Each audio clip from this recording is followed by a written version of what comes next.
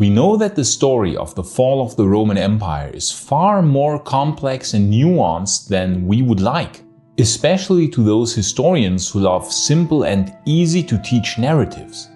I would even say that the fall of Rome is possibly the most complex and most often wrongly taught fall of an empire ever. We can't even agree on when it fell nor where it fell. Was it in 476 AD when Romulus Augustus was forced to abdicate by the Germanic general Odoacer?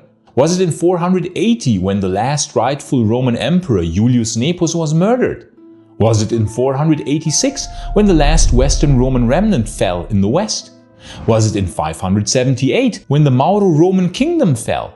Was it in the 650s when the Eastern Roman Empire lost half of its territory?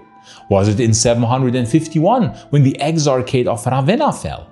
Was it in 1204 when Constantinople was sacked, never recovering again from that brutal event? Was it in 1453 when Constantinople fell? Or was it in 1478 when the last remnants of the Eastern Roman Empire fell? You see, it is a hilariously complex story.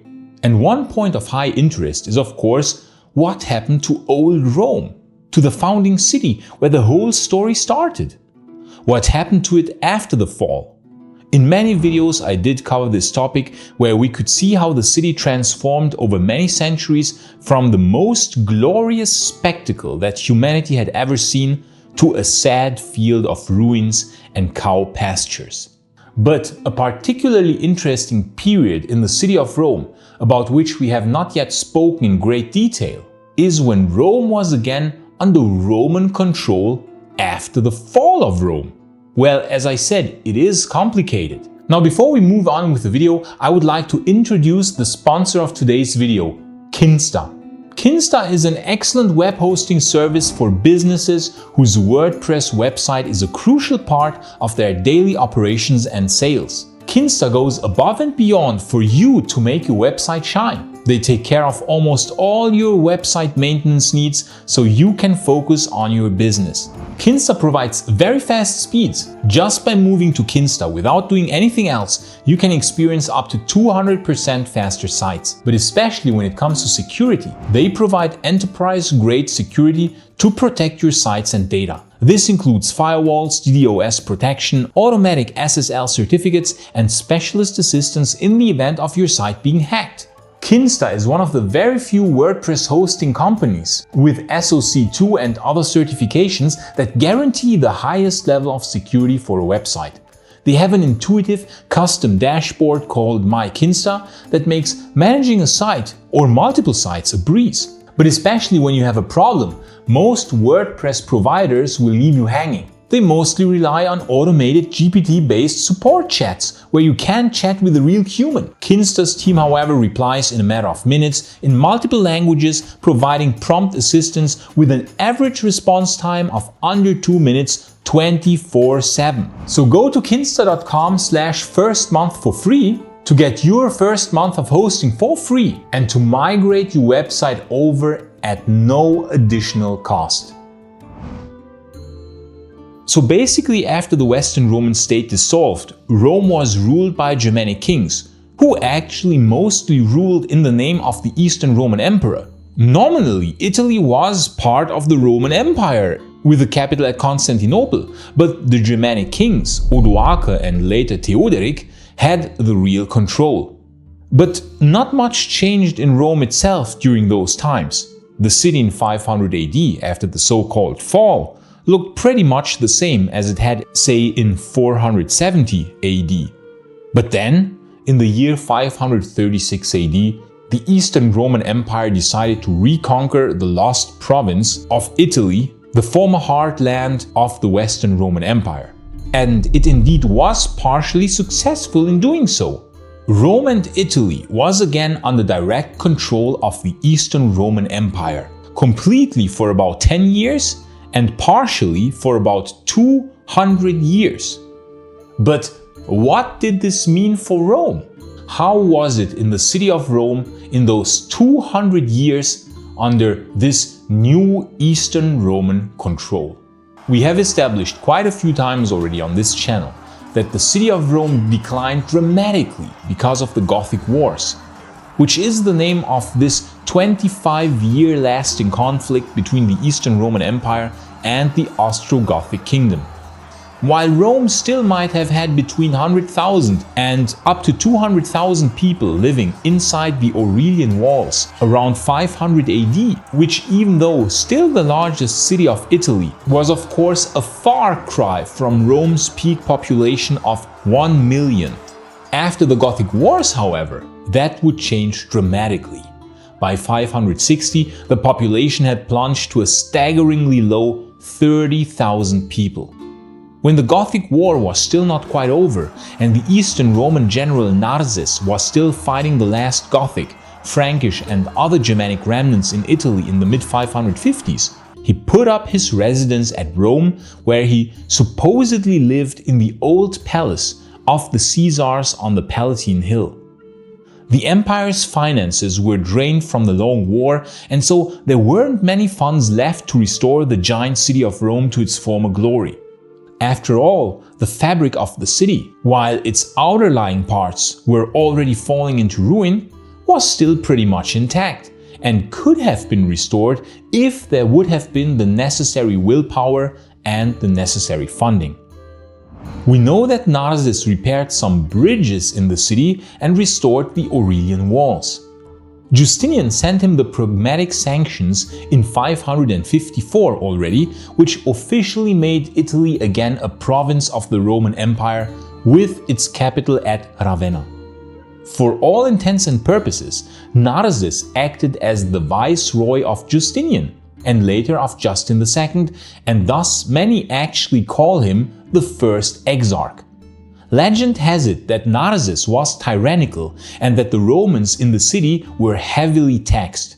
He was even said to have plundered the Temple of Jupiter on the Capitoline Hill in 572, robbing it of its last remaining statues in order to enrich himself. How much of that is true is hard to say, but this could be an exaggeration. However, there might have been a grain of truth in all of this, and hence the Romans might have indeed suffered under his rule. He later supposedly was recalled and forced to retire at Neapolis. Supposedly he was angered by the Empress Sophia, wife of Justin II, and so he sent word to the Lombards inviting them to Italy. However, many doubt this story, since his body was later returned to Constantinople and his peaceful retirement also doesn't fit this narrative. Meanwhile, Rome started to heal somewhat again from the ravages of the Gothic War. The Exarchate of Ravenna was established officially in 584, and this brought a renewed stream of immigrants to Rome. The plague of the 590s was a setback. However, in the early 600s, a lot of refugees from the east came to Rome, fleeing from the Sasanian War. And thus, Rome's population had started increasing again to around 50,000 people. By the way, the Senate of Rome never really recovered from the Gothic War and was greatly reduced in size and stature, especially because Justinian feared the Senate and greatly diminished its power. I talked in much more detail about how the Senate of Rome dissolved in this video here. Now, this renewed influx of people and the Eastern Roman influence, of course, as you can imagine, consequently also caused a quite visible Greek influence at Rome. The inhabitants of Rome lived near the Tiber River and the Campus Martius area, so only the central parts of Rome were still inhabited. The giant city was just too large for a mere 30 to 50,000 people. Most of the aqueducts that in old times had supplied the million people of Rome with fresh water, a total of 11 in number, most of them had been cut in the siege of 537 by the Goths. Now only the Aqua Virgo was still functioning with any reliability. The old baths had ceased to work and fell into neglect. But in the center of Rome there was still life. At the Forum Boarium, where you can today still find the intact Arch of Janus and the round temple of Hercules Victor, a Greek quarter developed at some point in the second half of the 6th century. This area was called Scola Graeca, and it was a compound initially populated by Greek, Syrian and Egyptian merchants and by functionaries of the Exarchate of Ravenna and thus of the imperial government at Constantinople. Several waves of Eastern refugees added to the population as they fled from wars and persecution, from the encroachment of Islam and later from the violence of the iconoclastic controversy in the Christian East. This Greek quarter became an important economic sector of the city and was allowed to govern itself with very little interference from the Senate and later from the popes. Speaking of the popes, in the early 600s, they had started to take over power in the See of Rome, since the Senate had, as we said, started to dwindle. The last known act of the Senate of Rome was to rededicate a tetrarchic column in the Forum Romanum to the Eastern Roman Emperor Phocas. But already then, the Pope was probably the driving figure, since Phocas had strengthened the papacy at Rome, thus further contributing to the demise of the old Roman Senate, which not long later vanished completely. Henceforth, it was the popes who commanded the greatest authority at Rome, and they would also oversee the building projects of the city. Many churches were, of course, as you can imagine, built in those 200 years of Eastern Roman rule from around 550 to 750. There is, for example, Santa Maria in Cosmedin, very near to the aforementioned Greek quarter, the first building of which goes back to around 550 AD, where it initially served as an early Christian welfare center before it later was turned into a church at some point in the 8th century. The bell tower was added much later in the 12th century. Then there was Santa Maria Antica, which was built already around 450 on the northwestern slope of the Palatine Hill. But during the Eastern Roman years, very beautiful wall paintings were added starting at some point in the 500s all throughout the 7th and into the 8th century.